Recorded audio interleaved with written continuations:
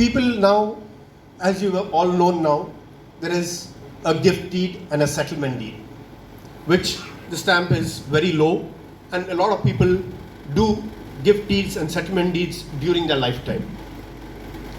No harm. But again, don't give all your property to your children. Keep enough for you and your spouse when you're living. After your death, fine.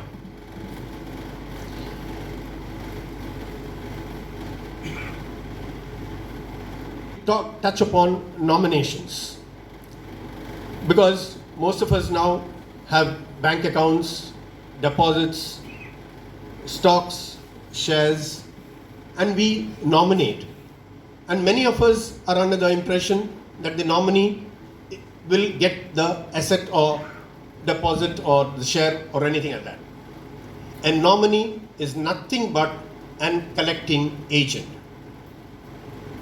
The bank, under the Banking Regulation Act, the banks do not want to get involved in the succession dispute between families. That is why they bring in this nomination. So the bank hands over the money to the nominee and washes its hands. So any other children who are not the nominee can question and say, we too have a share in this amount. For that, it is always better to make it clear in your wills. The will prevails over the nomination. So in your will, you should state, like you could say, if I have mentioned a nominee to any of my assets, such nominee shall be the absolute legatee. Then only the nominee becomes the absolute beneficiary. Or else, you could say, I have mentioned a nominee only for the purpose of easy collection. However, this money should go equally to my children or in the following ratios. Another point when you make a will, we think today I have got 10 lakhs in my bank account. We all know how costly medical bills are and hospitalization is. 3 lakhs or my 10 lakhs could become 5 lakhs. So please, when you make a will and when you're making bequests, do not mention I bequeath 1 lakh to this child, 2 lakhs to this child, 4 lakhs to this child. Always give in percentage.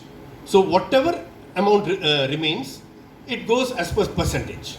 It could be, your balance could go up or balance could come down. Know about this, but in people, the government has come out with a new act, the Maintenance and Welfare of Parents and Senior Citizens 2007. This act clearly states that the children have a duty to look after their parents. Even a grandchild, if in case the property goes down to him or he or she is in possession of such property, has a duty to maintain the grandparents in the absence of that grandchild's parents. Recently, you must have read in the paper that a daughter-in-law also, if she has acquired some property, she also is duty-bound to look after her in-laws.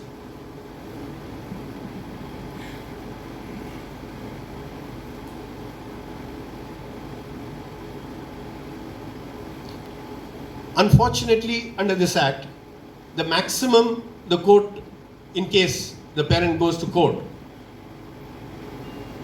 the court could avoid a sum of rupees 10,000. But recent judgments, we see that the courts have now exceeded this amount and have given more depending upon the circumstance.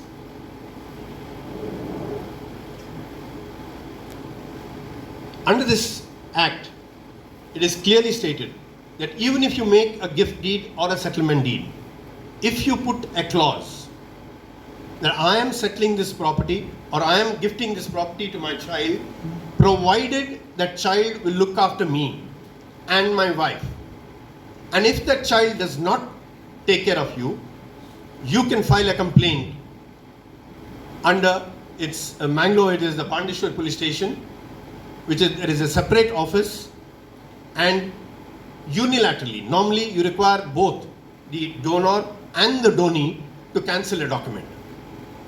Under this act, the parent alone can go and can be termed null and void. It's a good thing in this tribunal no lawyer is allowed.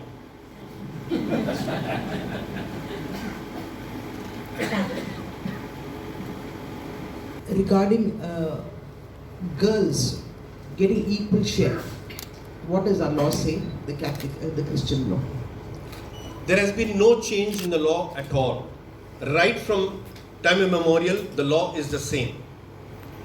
Good you asked me that question, Maji, because there is a talk going around that even for Christians, properties of ancestors, family property, everybody has a share.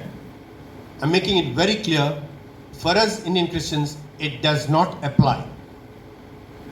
If you have made a will, you can give the property to whomsoever you want.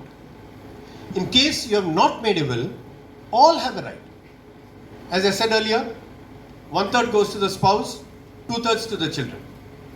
So many people think girls do not have, olden days it was always given to the boys. It's not correct. All have an equal right, but we Christians can make a will bequeathing our property to any person.